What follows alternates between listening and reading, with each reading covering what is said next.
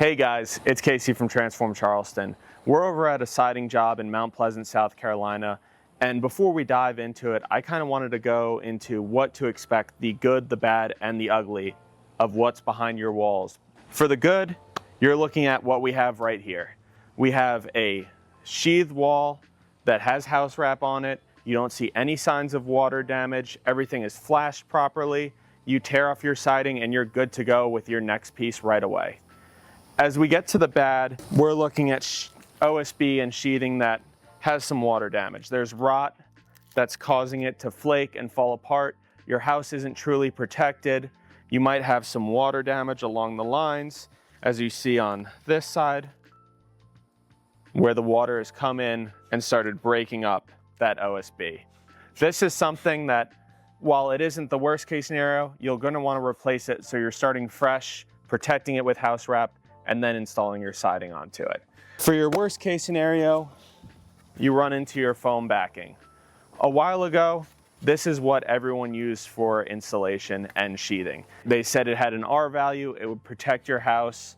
Now, with current technology and research, they've realized that no, this really does nothing for you other than maybe adds a little insulation value.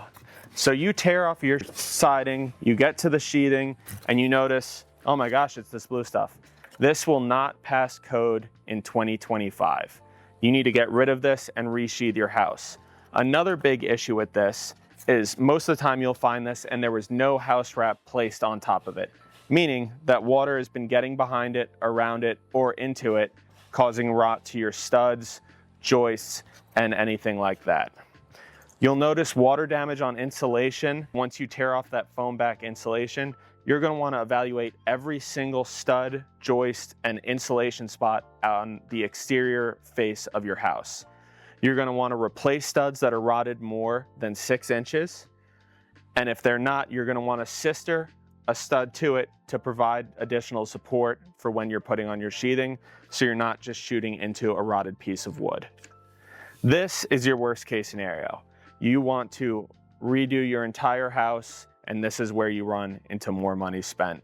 Thank you guys. Again, Casey with Transform Charleston, just wanted to give you the heads up on what to expect when starting tear off of your siding and some issues you may run into.